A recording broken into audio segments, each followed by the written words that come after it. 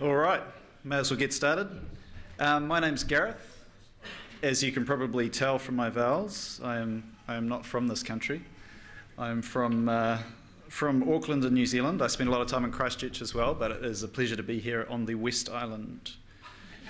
Today I'm also going to introduce myself. I've noticed a few of the speakers haven't introduced themselves actually.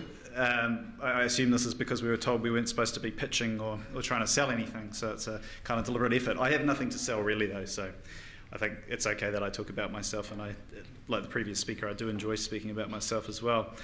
I'm going to talk a little bit about the company I work for as well, because I realise most people won't know anything about it. It's not in the government space. It's an independent software vendor. So not only is it not government, it's also actually a software company. And I think we actually have a bit of a tough time, software companies, because often when we're represented in things like Sophia, it can be quite hard to match things to a very specific thing like software when a framework has been set up to deal with a very sort of general purpose set of IT skills. Nonetheless, I think we've been successful in actually doing that. Government, yeah, wow, sounds really hard.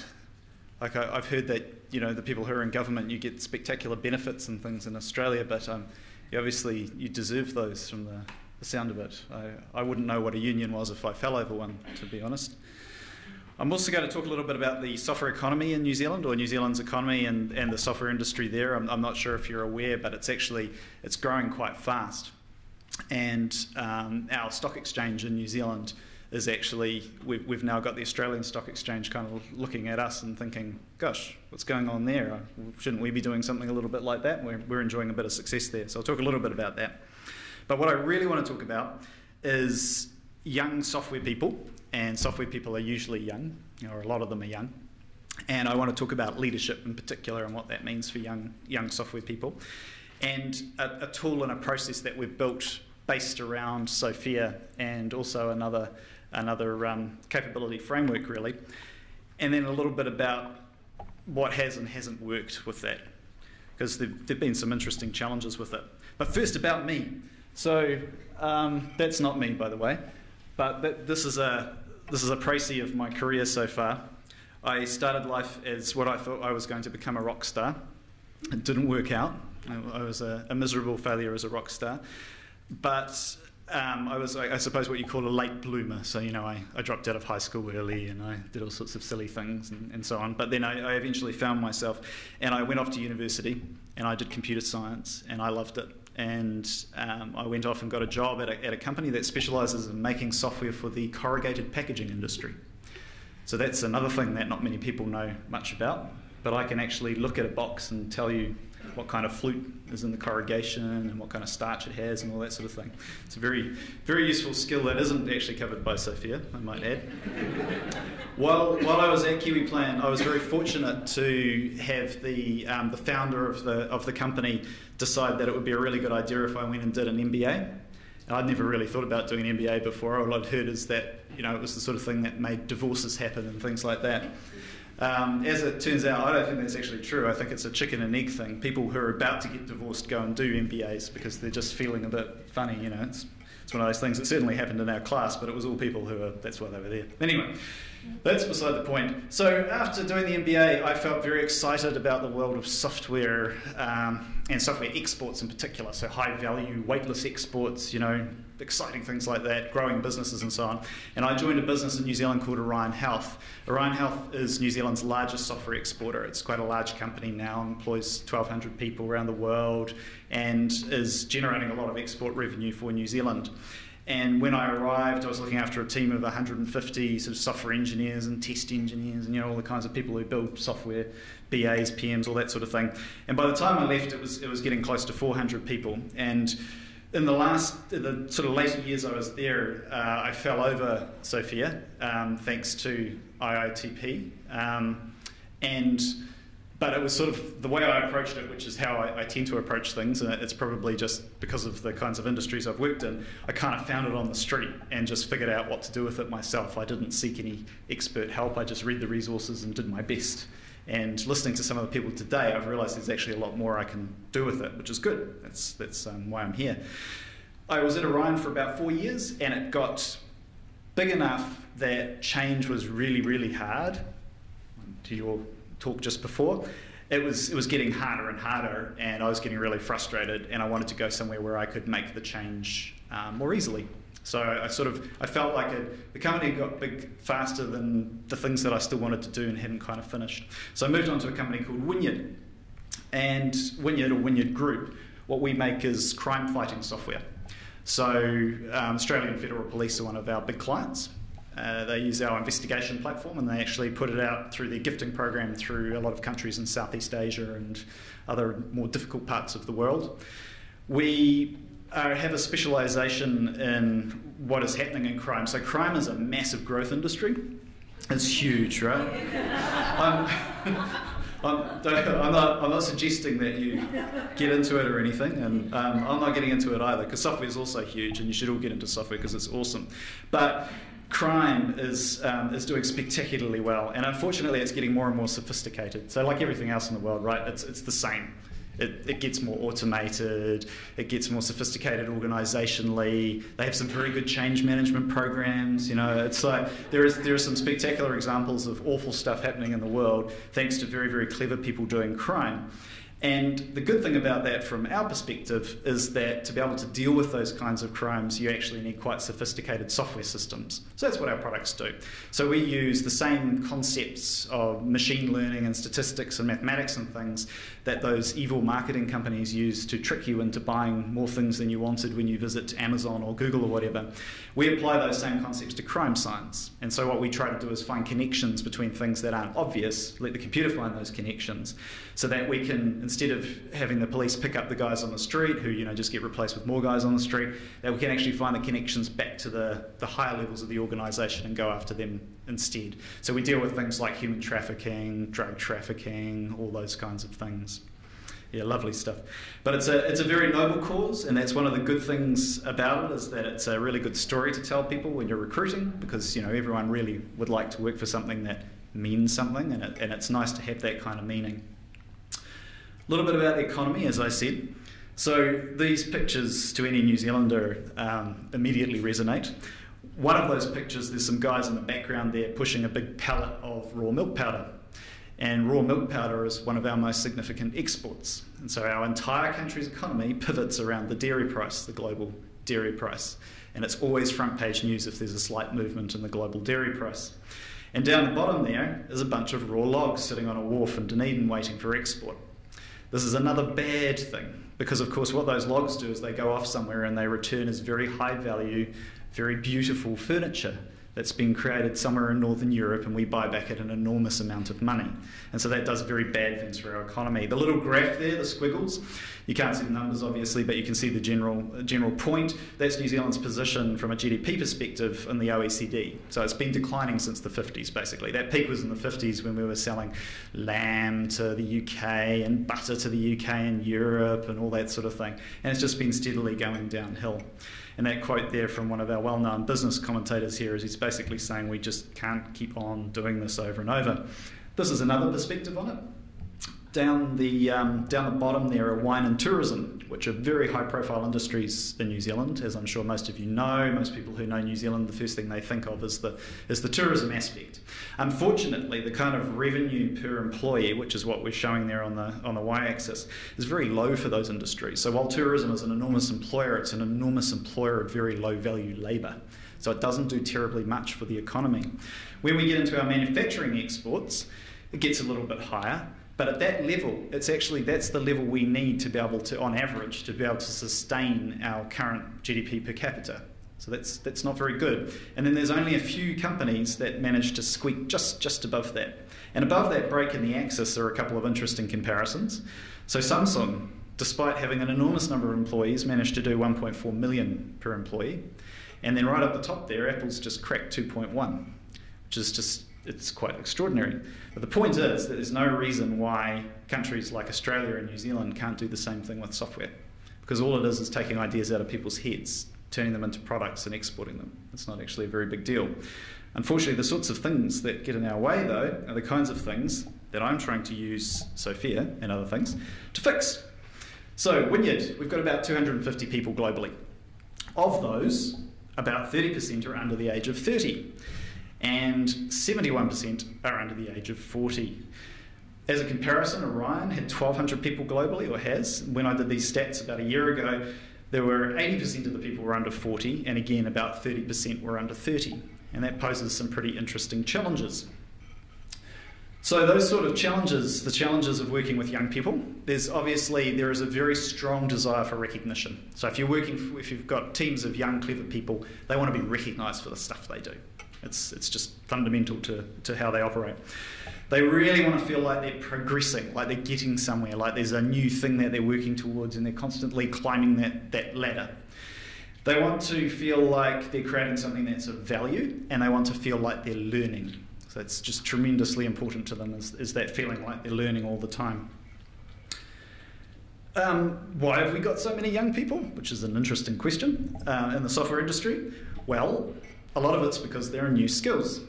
And as we know, learning new skills is sometimes a bit tougher for those of us who've been doing things a little longer, and those who've been doing things a lot longer than me.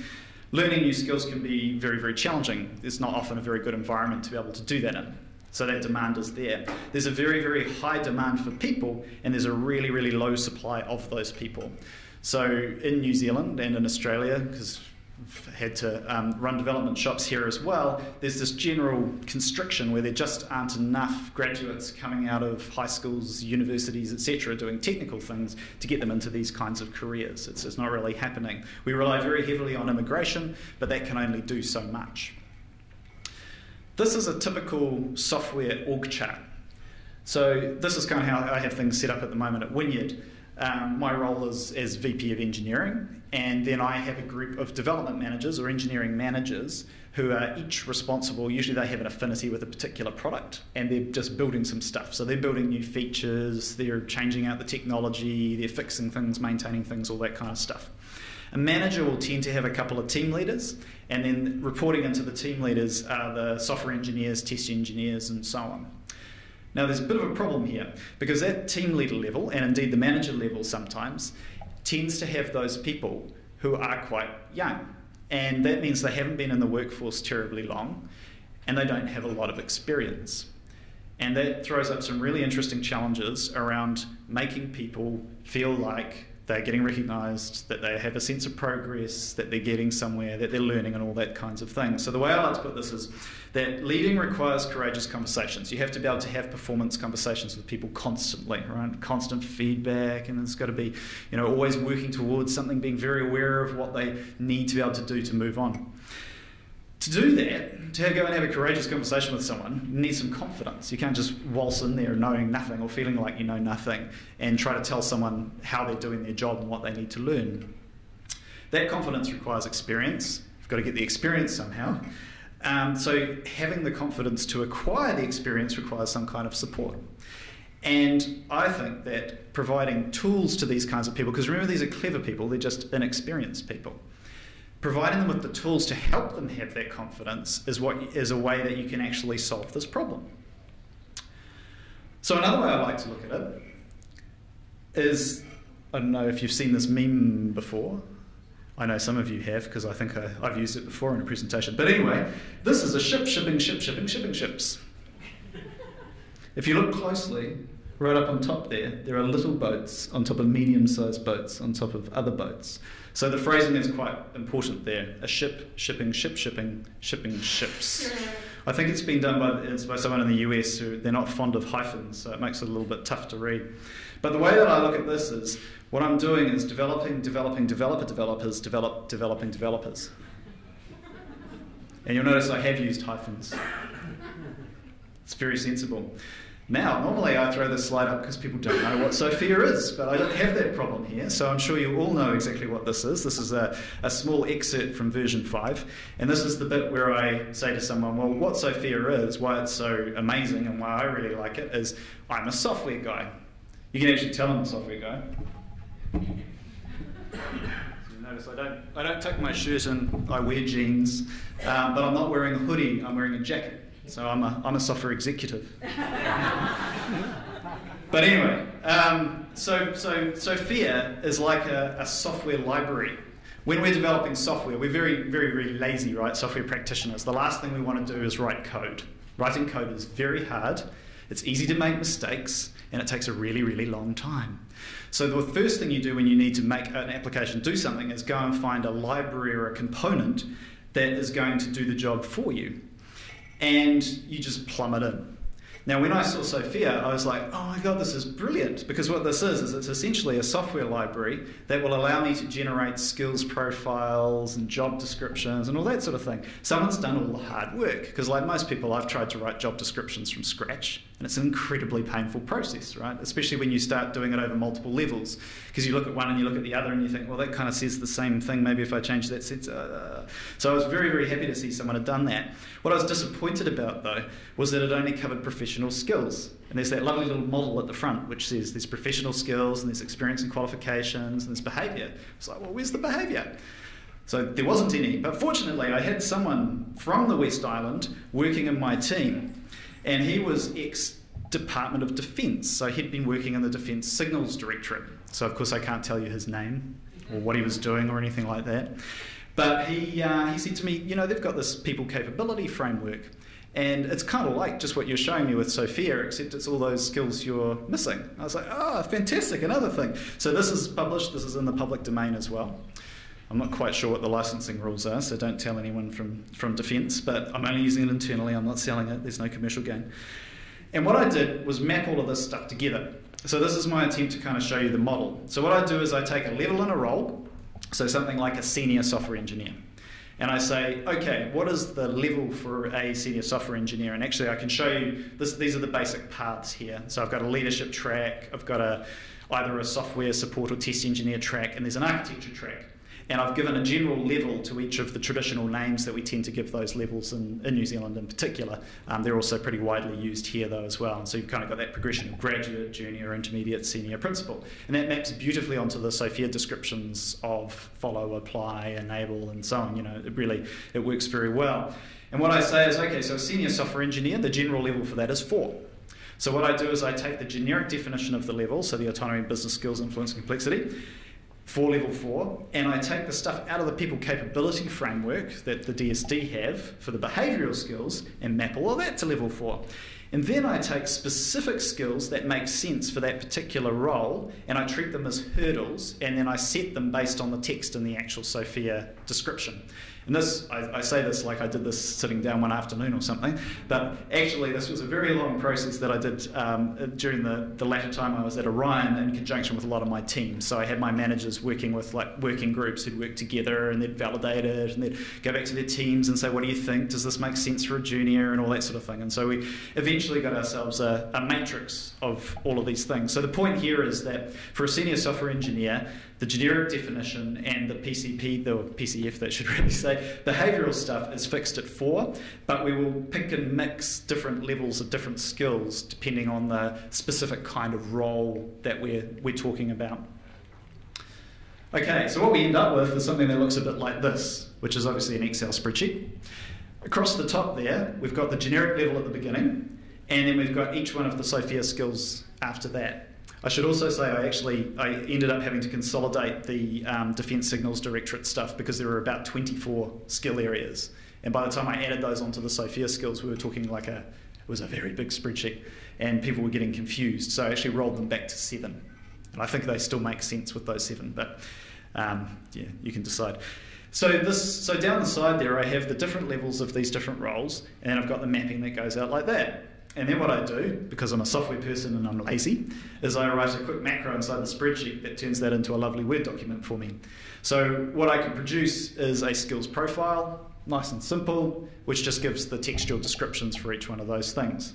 And that's okay, you know, that's all right, you can have a skills profile, but it doesn't actually become useful until you can fold it into a process. So I'm just going to show you this first before I show you the process. But what I've done is I've generated what I refer to as a progression matrix for all of the natural paths, steps in all of the natural paths for each of those tracks. So I've said, okay, what does the before and the after look like for an intermediate software engineer moving to a senior software engineer, or a technical writer, or a business analyst, or whatever it happens to be. And what this provides is something that's equivalent to something we use in software called a diff, showing you the difference between what you do now and what you need to be able to do the role that you're aiming for. And I wrapped this up inside a process that I stole partly from Google. So it's this lazy thing, right? It's just steal, steal, steal, steal all the time. The Google thing is a individual-driven or employee-driven progression process. Now, Google's one is a little bit nutso. They do all sorts of crazy stuff with quantitative analysis of the data. There's numbers for everything, and it's really, really complex. But they're Google. That's how they do things. I've taken a slightly lighter approach, but I've taken the spirit of what they do, and this is what I believe makes this whole thing hang together, because I think this is really, really fundamental. Traditionally, in these kinds of processes, the burden of decision and evaluation of team members falls on their manager, falls on their direct leader. So if you've got a team of 7 people, there's 7 people you need to be thinking about what they need to be able to do to progress, trying to judge when the right time is for them to progress and all that sort of thing. We come back to this process here. If you have a look at what's happening, right in the middle there, I've got individual, and we've shifted their manager out into a coaching role. And I'm pretty militant about how often one-on-ones happen and what the content of those one-on-ones are, because I think they're extremely important. They're generally fortnightly. Those one-on-ones are anchored on that progression matrix. So for every person in every one of those teams, they know what position they're in now. There's a whole story behind trying to standardise those things in the first place, which is different story. But we got there and we standardised them. They know what the next thing that they want to do is, which isn't necessarily just on that track. They might be making a sideways move. We can generate one of these matrices for anything. And the manager's role then becomes coaching them through those one-on-ones on gathering the case for them to progress. So they're gathering the stories, the evidence, the whatever you want to call it, that demonstrates that they really are behaving like those things that are listed in that matrix. Then when they're ready, and they are the ones who decide when they're ready, they put themselves forward. And so they basically just submit a form, so that progression matrix with their collected stories and some appendices and things. They submit that to the HR advisor who facilitates an evaluation panel. And that evaluation panel is a group of peers of that person's manager. And it's that group's job to figure out whether that person is really ready to progress, or whether there are some unrealised development needs, or whether there's more information required, that sort of thing. They do the actual feedback.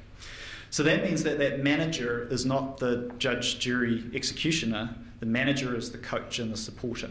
They're the ones who are actually helping them move forward, but they have to decide themselves when it's the right time to do that. And when I actually did this, I thought it was all going to be written, like it was all done in the form and appendices, and they'd just read the case. But our HR advisor misinterpreted my description of the process, because my description of the process was very light. And he decided that this was an interview. And so the person got dragged in for a junior role for an hour, for a more senior role a couple of hours, to be interrogated by this panel of their manager's peers. And at first I thought, oh my God, I better do something about this. This is going to become a real problem. But as it turned out, that went really well. And in fact, the interview was far more useful than the case. And it solved one of the challenges that I'll get to in a second. But I can just point out the rest of the kind of the differences here. But by putting the individual in charge of deciding when they're ready and gathering the evidence themselves, they are responsible for their own development. It's not someone else's responsibility. They're not sitting there waiting for Mr. Manager to put them forward and decide. They are actually responsible for figuring it out themselves. And another of the big differences is that what we've done is we've taken what used to be a very sort of subjective and hazy kind of criteria for what constitutes progression. And by mapping it onto Sophia and the other capability framework, we've got some really sensible, objective, qualitative stuff. And it's actually, engineers, the first thing they ask when you put forward something like this is, well, who invented this? Where does it come from? How do I know it's real? Where's the evidence that it works and all that sort of thing? Well, there's a whole wealth of information about where it comes from. It comes from a process which is very, very similar to processes we use in software for doing all kinds of open source libraries and products and standards and protocols and all that sort of thing. It looks just like a community process for that. So immediately there's this trust thing, because they're like, oh, well, okay. It's a not-for-profit organisation that's using a community process with consulting. I mean, you can't really argue with that, or it's very hard to.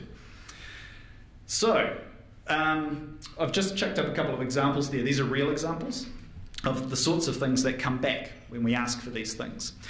So you can see there the top one is based on business skills, and that was for a move from junior to intermediate. And what the person there is listing some of the things they've been doing on their own initiative to improve some of the ways the documentation in their team were happening. They're talking about some additional technical skills that they've taken on, how they plan their work, how they're taking an active role in planning the team's work, that sort of thing. For that testing one there, they've listed a whole bunch of tools they're using and the fact that they're doing things on their own, because obviously there's this whole business of a move from junior to intermediate, which is in Sophia terms is from level 2 to 3, is really about autonomy. It's about someone becoming autonomous in the way that they do things. And so those examples there are all pointing to that. The third one there, you can see that they've done the sorts of things we would suggest in a development plan if we were concerned that they weren't meeting that next hurdle that they were keen to get to. So they've said, I've completed a security course with Laura Bell. So Laura's an instructor in security awareness, software security awareness. And that's the sort of stuff that comes back, but then obviously it's the interview where it gets probed to check that they really do understand the sorts of things that they're talking about there. So anyway, it hasn't been without problems. I thought these would be interesting to share. They're not all completely solved. The degree to which the evaluation panel knows the person and their work is actually a big factor, because if you are a complete stranger to that evaluation panel, they're obviously a little bit less likely to go, oh yeah, that person, oh yeah, they're awesome, I've seen them in action there, they're very, very good, they should definitely move forward. So it can be quite tricky. They actually have to do a lot more interrogating and probing to get to the real, the essence of what they're trying to determine. We had a lot of trouble with the balance between the written detail and the verbal presentation at first. People were going to crazy lengths to fill out that form. It was getting huge. There was excruciating detail because they weren't hearing the message right. They'd hear that they hadn't quite covered things and said, oh, right, well, I obviously need more volume in my text. That will solve it. So correcting that was a bit of a problem. Related to that is that variation in people's ability to present themselves. It's like a job interview, right? Some people are very, very good at this naturally. They've had good fortune of learning how. Some people are not. And ironically, of course, that's a skill that needs developing. So ironic or not, I don't know, maybe the skill needs to be developed really before they can even move to the sorts of levels where this becomes a problem. The other problem I've had is a direct manager disagreeing strongly with the panel's opinion. So where the panel's come back and said, no, that person's not ready to progress, they need to do this, this, this, and their manager is adamant that they are ready, and the panel just don't know what they're talking about and don't understand leadership. I've had that kind of argument. So that is, that's my problem, because this is my team who get up to these sorts of things. But there's an advantage in that it brings things to the surface that have been kind of lying there unnoticed. The fact that there isn't a consistent understanding of what it means to be able to be at these different levels and these different roles in the organisation. So that's actually a really helpful thing to bring up. And yeah, people have different expectations, right? Their interpretation of what that expectation is can be very different to one of their peers' interpretations.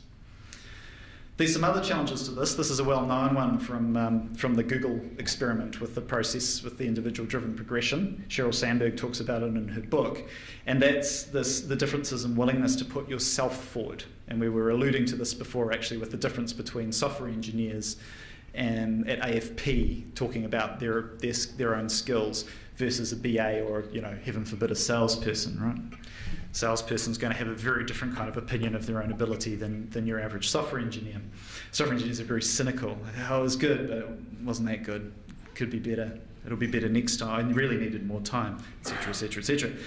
The lean-in effect, in particular with gender, is that women in general are much less likely to put themselves forward for promotion than men will. In Google, they actually resolved this one successfully by publishing publicly to everyone the stats on how many men and women were putting themselves forward. And that was actually sufficient to trigger for all the female staff members to realise that, hey, we're missing the train here. It's time to actually start doing something and support each other in doing that as well. But that obviously has to be a conscious thing that the leaders have to be very, very aware of. There's a real lack of imagination in mapping the Sophia language to the requirements of the roles. I was very happy to hear that the version 6 stuff has a little bit more generalisation in it, but the number of software engineers I've had say to me, but I don't really know anything about 27001. I say, it says 27001, but it's just illustrative. It's trying to make a point about information security and what your responsibilities were. Use your imagination to map it. And there's a kind of some people get it, some people don't, and they require lots of help in mapping those descriptions. So the more general they are, the better. It's basically my thinking on it. There's also this difference in interpretation of levels as a hurdle versus a nice to have. So some people start looking at it like, well, surely I don't need to meet all of these skills on the thing you're showing me for my progression. And my answer to that is, well, yes, you do, because the way we're using it is as a set of minimums that it's necessary to meet for that progression. Now, we can use it in many other ways as well. And in fact, I'm thinking a lot about the ways we could use it for all that other raft of skills and understanding more about what capabilities do we have, what do we need, and so on. But for this purpose, it's really setting up hurdles, and we're asking people to reach a minimum before they can actually progress.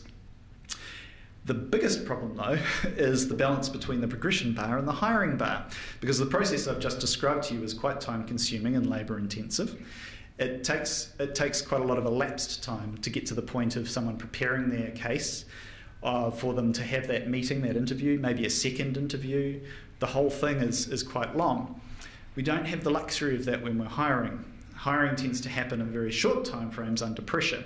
So we're using very different criteria for judging people coming into the organisation at these levels to the ones we're using for this progression thing. So I haven't solved that one yet. I think I want to introduce the same approach of the hurdles when we're interviewing, but trying to turn that into something slick enough to be able to fold into a recruitment process could be pretty challenging, especially in our market where if you sit around for 3 days, the person's gone because they've gone to another company who got there faster. It's kind of first to offer tends to win in the software market. Last thing, just what's next, what I'm thinking about next. The dimension that hasn't been covered there, other than the skills and the behaviour, is that expertise and knowledge dimension. And I was thinking actually this morning when Scott McLeod was talking that some of the things he was referring to as skills sounded more to me like they were on a expertise or knowledge sort of rubric kind of thing. I would like to fold that into it so that we have a sort of sets of expertise that are minimums for certain levels and things, and for progression as well. There's the recruitment question, of course, but first I need to do an upgrade. So I've got to get from version 5 of Sophia to version 6. Fortunately, that doesn't look very hard at all from what I can tell from the release notes, as I would call them. Coming from a software perspective, it looks like it's going to be a pretty simple move for that. Yeah, so that's basically it. I've covered an awful lot of stuff really fast by talking fast, and I still have 10 minutes, so I have plenty of time for questions if you'd like to ask me any difficult questions about my world and young people and challenging people. Thanks for that. That was a really, really excellent presentation. I did some work in New Zealand, and what's always impressed me with the East Island is you use smart ways of doing things. You think smart. In terms of as a nation, as an industry, you're moving from an organisation which takes out commodity, milk and cows and beef and lamb, to selling intelligence, selling software, selling. So it's a very as a country, you're moving down that path, and I think because you don't have a huge amount of people, you've got to be smarter in how you do that. And what you've done there is superb. Oh, thank you. Yes, it's kind of lean because it sort of needs must, as you point out. You've only got 250 people in your company and you're really busy. Yeah. You do whatever you can to make it work. But you're also building a very, very sexy software. And I mentioned this morning that probably you're compared to Ben and Zero, and obviously you guys, very, very clever stuff as well. So thanks. I applaud what you guys have done. So very good. Yeah, you'll be glad to know all those user experience skills we've got. We've got a good UX team. Sorry, there were some other hands. Sorry, when you started with your profile and stuff like that, did you decide the skill set that you wanted your team to have, or did you let them do their self-assessment? So what we actually did was we consulted with the teams for what they thought the skills were for each of those levels in advance of their own profiles. So when they did their self-assessments, which we did as part of the business of getting to a point where we could actually use the progression process, because I had the classic problem, right? Everyone had different job descriptions and weird titles and all sorts of things. So we standardised on those. But then we consulted on what the levels should be for each of those roles. But then we did the profiling after that. So it wasn't, and when I say profiling, this was my best attempts at what I think profiling is. I think it would help if we got a little consulting help perhaps from people who have some experience doing these things, who I didn't even know existed until today. But we just kind of did our best and interpreted the language as best we could. And we let people do self-assessments against those profiles, but they were the ones in the first place who decided what those constituted. And the only real hurdle there was where we had a whole group of people who'd been set at far too high a level. There's a whole piece I haven't addressed here, which is the REM, right? So there's a remuneration element to it. I've linked all of those levels to bands. And so we used Mercer to do some sensible research and things, but those companies, I always find with the research companies, they give you some stuff, you go, that's not really good enough, you've forgotten this and this and this, and they come back with wider bands, and then wider bands, and then they start overlapping, and you're like, well, why have we even got bands? Trying to set sensible quartiles and medians and move people around and everything. So a really important part of that progression process is that we do actually celebrate it and we link it to REM. So when a developer moves from junior to intermediate, they are given a pay rise as part of that process, so they move up to the bottom of the next band, generally speaking, which is actually a pretty decent one when they're down at that sort of level. It's 20%, 15% sort of thing. And it happens at that time, not as part of an annual pay review. Yep. And then we publish the fact that they've been promoted, so that becomes a really important part of the whole recognition thing, which is addressing those earlier issues. Anything else? In the context of lots of demand for your people, have you tracked the change in retention as a result of some of this?